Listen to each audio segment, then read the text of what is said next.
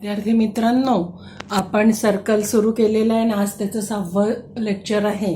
याच्या आधी आपण 3 थेरम्स बघितलेले आहे आणि त्या थेरमवर बेस आपल्याला आता प्रॉब्लेम्स बघायचे आहे. प्रॉपर्टी ऑफ आर्क्समध्ये आपण 2 थेरम बघितलेले आहे. त्याच्यामध्ये इफ जर एका सर्कलचे if chords are congruent then the arcs related to these chords are congruent, and if arcs are congruent then their chords are congruent. ह्या 2 याच्यावर बेस्ड. आणि मेजरमेंट्स आपण मेजरमेंट्स मध्ये पण बघितलेलं आहे की measure of minor arc is equal to measure of central angle, measure of major arc is equal to 360 minus measure of minor arc, measure of semicircular arc is equal to 180 and the measure of whole circle is 360 degree. आता यावर base आपल्याला घ्यायचा आहे practice set 3.3. त्यातला first problem बघू आता आपण. In figure diagram दिलेली आहे.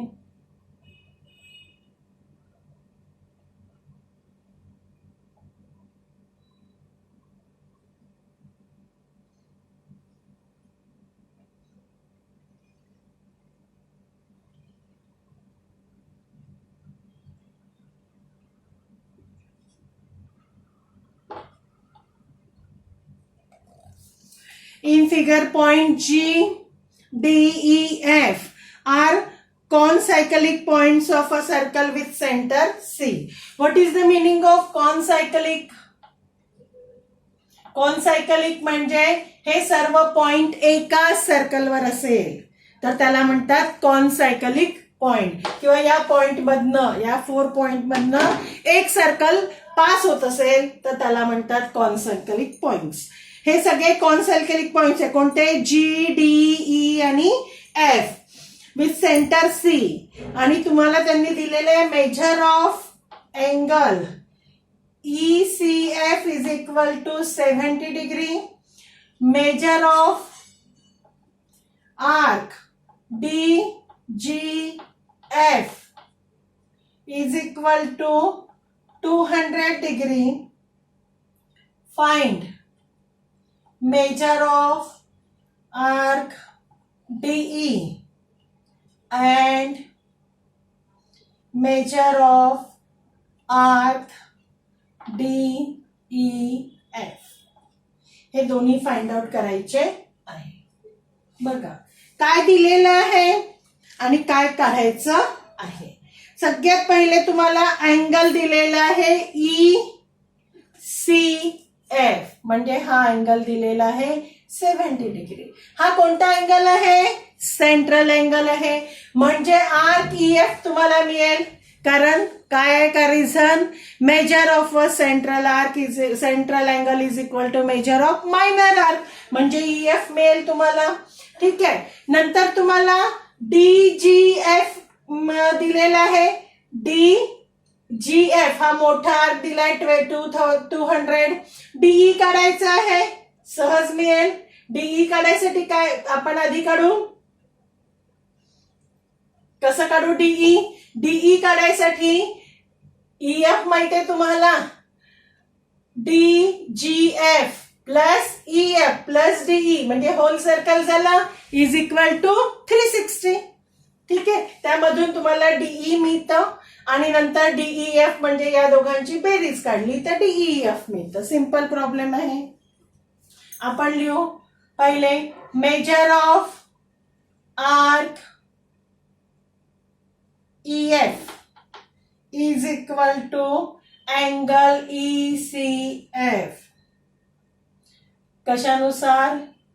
Definition of minor arc measure. Minor आर्कच्या मेजरची डेफिनेशन आहे त्याच्यानुसार.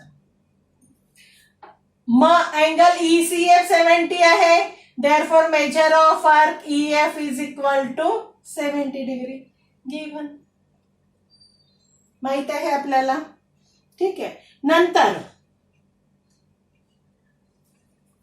आता पूर्ण मेजरमेंट घेऊ आपण, पूर्ण सर्कलचं. Measure of arc DE DGF plus measure of arc EF plus measure of arc DE is equal to whole circle झालं काय हे DGF EF plus DE.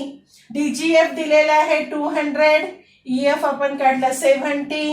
Major of arc DE is equal to 360. Therefore, measure of arc DE is equal to 360 minus 270. Measure of arc DE is equal to 0. 16 तुम्ही 7 केले 6 केले तर 9 90 degree. DE आलं तुमचं 90 degree. Measure of DE 90 degree. आता आपल्याला काढायचं आहे DEF. ऍडिशन ऑफ आर्कच्या याच्या नंतर घेऊ major of arc DEF from figure. कशावरून घेऊ आपण हे फ्रॉम फिगर. काय होईल major of arc DE plus measure of arc EF. DE काढला आपण 90, EF आपला आहे 70, 160 डिग्री. झालं प्रॉब्लेम. दुसरा प्रॉब्लेम आता स्टार प्रॉब्लेम आहे. बघा काय आहे स्टार प्रॉब्लेम. सिंपल आहे स्टार असलं तरी पण.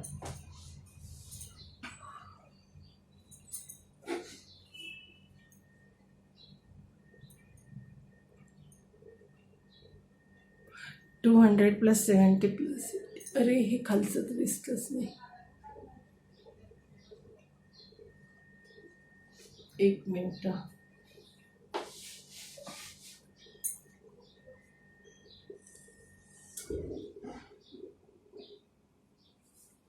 इथे लिहिते मी.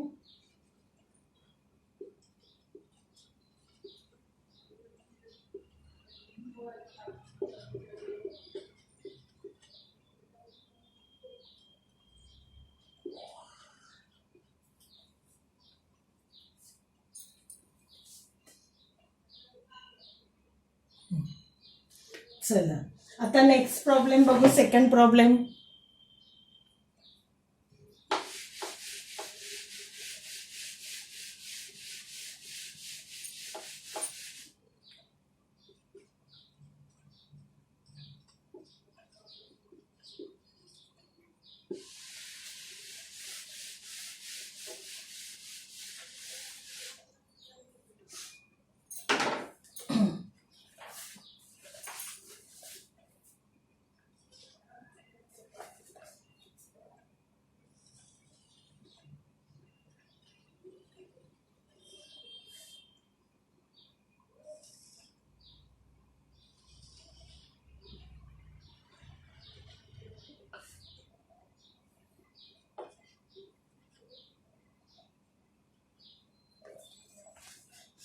बघा in figure triangle QRS is an equilateral triangle. What is the meaning of equilateral triangle? एक मिनिट.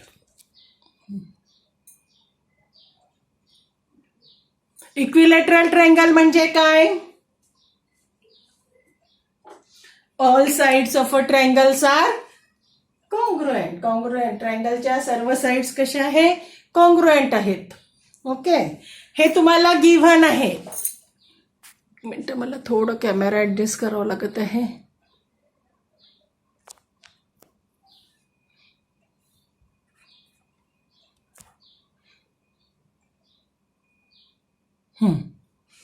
ठीक आहे. अजून काय दिलेलं आहे आपल्याला?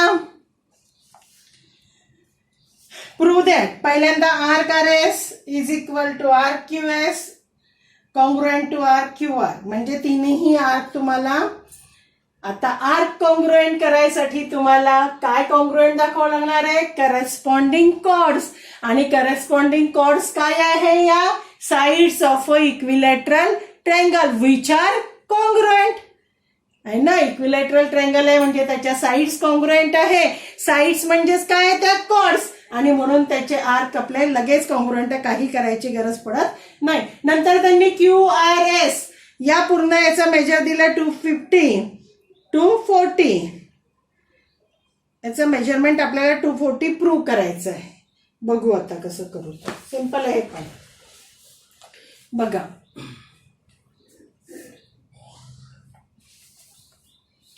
आपल्याला दिलेलं आहे triangle QRS is an equilateral triangle. आता इक्विलॅटरल ट्रायंगल आहे, therefore segment RS congruent to segment QS congruent to segment QR. का बरं? Sides of an equilateral triangle. Equilateral ट्रायंगलच्या साइड्स कॉन्ग्रुएंट असतात. ओके, मग पुढे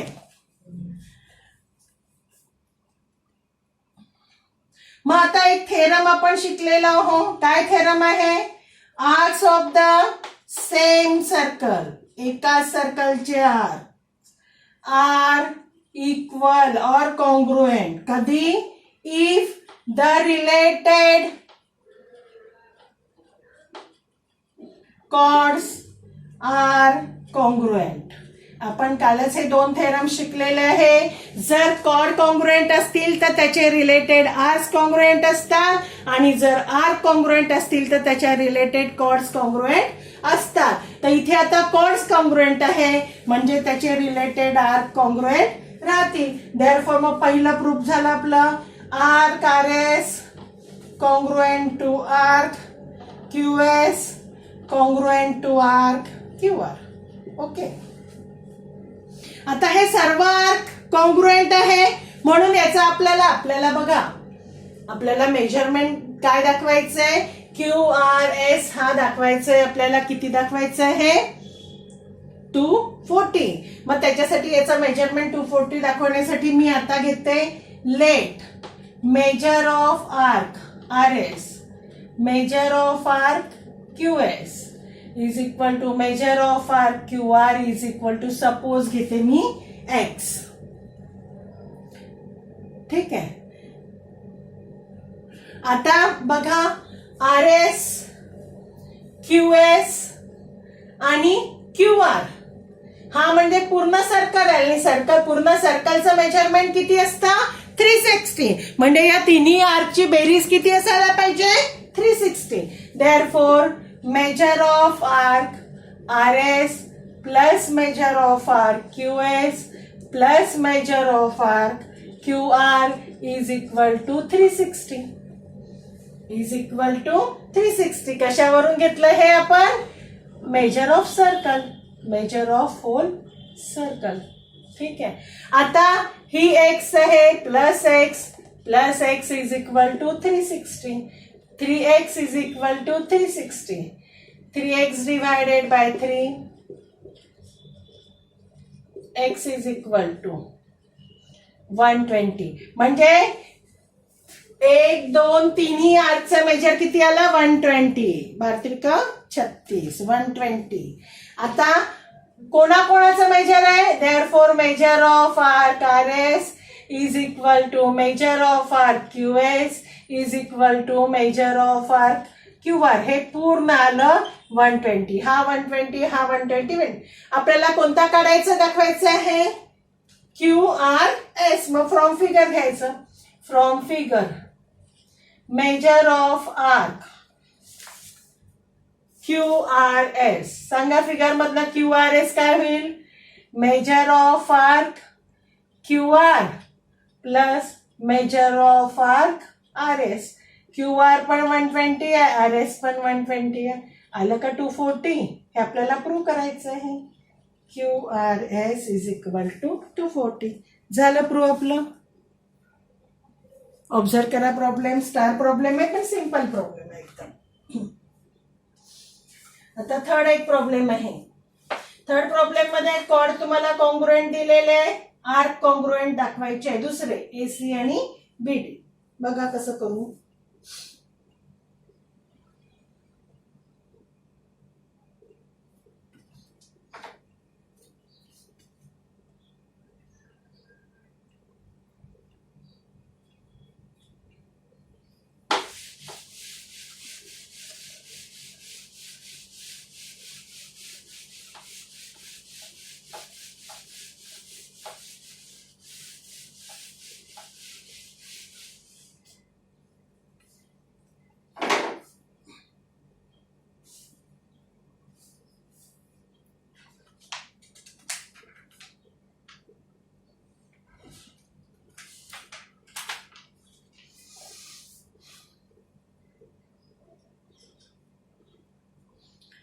डायग्राम दिलेली आहे तुम्हाला figure.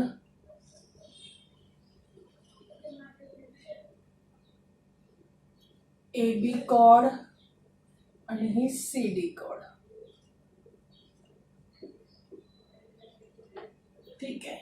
In figure chord AB congruent to chord CD. Prove that arc AC congruent to arc BD. बघा आता प्रूफ साठी गिवन काय दिलाय तुम्हाला, chord AB congruent to chord BD. But chord AB congruent आहे म्हणजे या कॉर्डच्या रिलेटेड जो आर्क आहे तो कॉन्ग्रुएंट आहे. कोणता आर्क आहे, arc ACB congruent to arc CBD किंवा DBC. हे दोन्ही आर्क कॉन्ग्रुएंट झाले. Therefore arc ACB congruent to arc CBD. Arcs corresponding to congruent chords.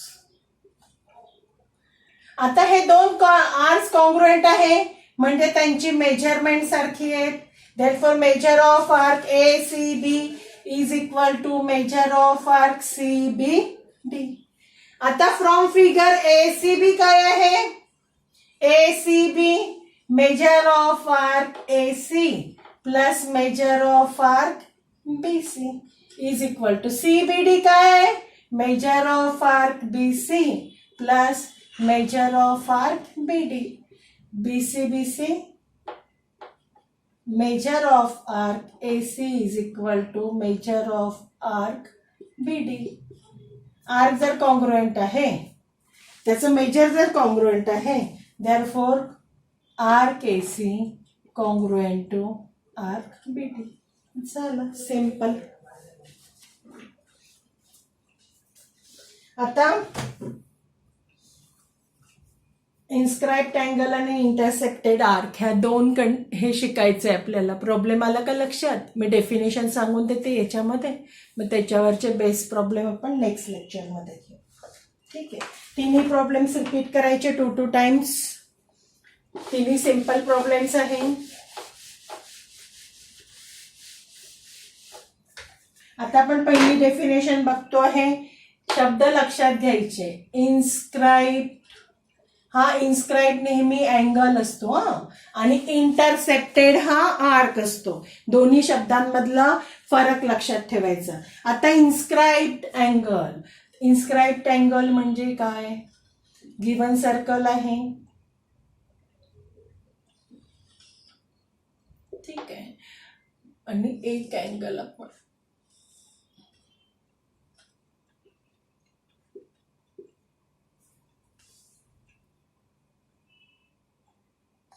आता बघा याच्यामध्ये जो अँगल इन्स्क्राइब्ड अँगल, जो अँगल इन्स्क्राइब्ड अँगल असतो त्या अँगलचा व्हर्टेक्स हा नेहमी सर्कलवर असायला पाहिजे. ही एक मेन कंडिशन आहे इन्स्क्राइब्ड अँगलची. इन्स्क्राइब्ड अँगल कसा रिकॉग्नाइज करायचा की अँगलचा व्हर्टेक्स हा सर्कलवर, सर्कलच्या बाहेर किंवा सर्कलच्या आतमध्ये नको. कशावर असायला पाहिजे, सर्कलवर. जसं या डायग्राम मध्ये अँगल AOB हा काय आहे, इन्स्क्राइब्ड आहे. इन्स्क्राइब्ड आहे म्हणजे हा O सर्कलवर आहे. आणि हा कोणत्या आर्क मध्ये इन्स्क्राइब्ड आहे, बघा मी तो आर्क, कोणत्या आर्क मध्ये, इन्स्क्राइब म्हणजे मध्ये, कोणत्या आर्क मध्ये आहे, आर्क AOC. बघा मी तो थोडासा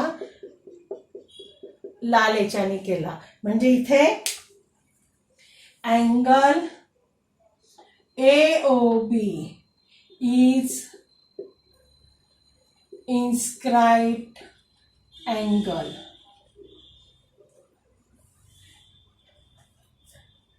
in arc AOB.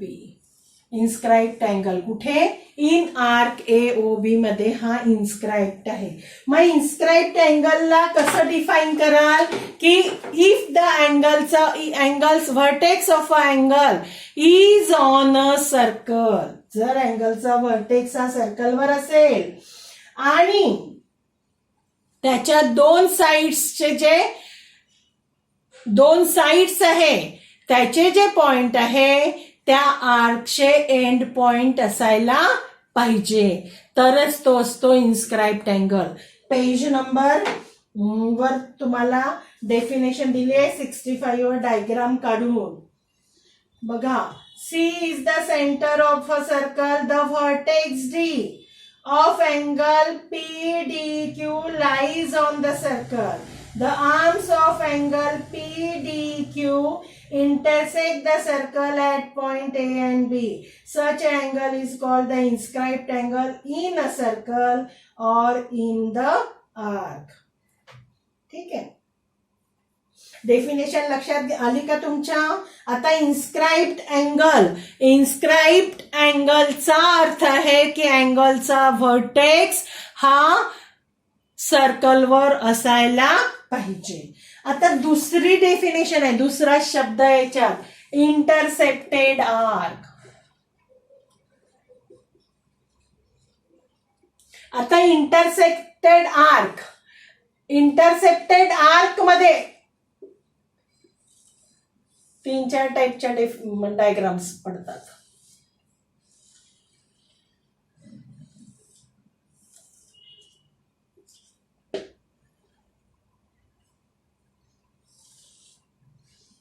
याच्यात तुम्हाला पुस्तकामध्ये दिलेले आहे.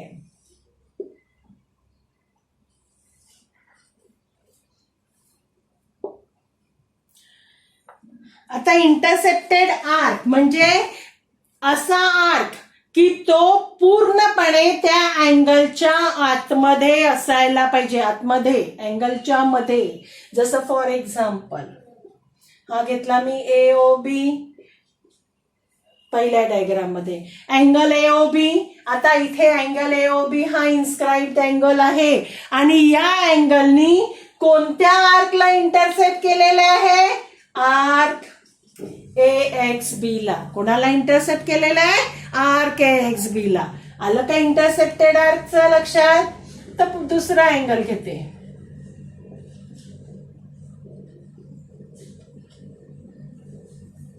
आता दुसऱ्या डायग्राम मध्ये बघा, angle PQR is not a inscribed angle. PQR हा इन्स्क्राइब्ड नाही आहे कारण त्याचा व्हर्टेक्स Q हा सर्कलच्या बाहेर आहे. पण या अँगलनी दोन आर्कला इंटरसेक्ट केलाय. पहिला आर्क आहे आर्क AB आहे पूर्णपणे अँगलच्या आतमध्ये आणि दुसरा आर्क आहे RPQ जो पूर्णपणे अँगलच्या मध्ये आहे, आतमध्ये आहे. याला म्हणतात इन्स्क्राइब्ड अँगल. तिसऱ्या याच्यामध्ये बघा, ही जी तिसरी फिगर डायग्राम आहे याच्यामध्ये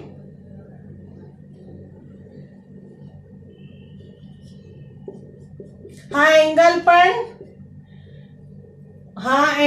पण इन्स्क्राइब्ड नाही आहे पण यांनी इंटरसेक्ट केलेला हा आर्क आहे. अँगलच्या मध्ये जो आहे तो आर्क आहे. अशा अजून 3-4 फिगर तुम्हाला दिलेले आहे. आणि इंटरसेप्टेड आर्क आणि इन्स्क्राइब अँगलची डेफिनेशन तुम्हाला पुस्तकातून लिहायची आहे. चांगल्या पद्धतीने समजून घ्या.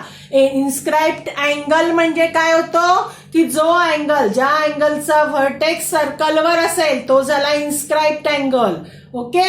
इंटरसेप्टेड आर्क म्हणजे जो आत पूर्णपणे अँगलच्या आतमध्ये असतो, आत अँगलच्या मध्ये, त्याला म्हणतात इंटरसेप्टेड आर्क. बाकी आपण नंतर बघू. डेफिनेशन्स लिहून घ्यायचे आहे, डायग्राम काढायचे आहे. ओके.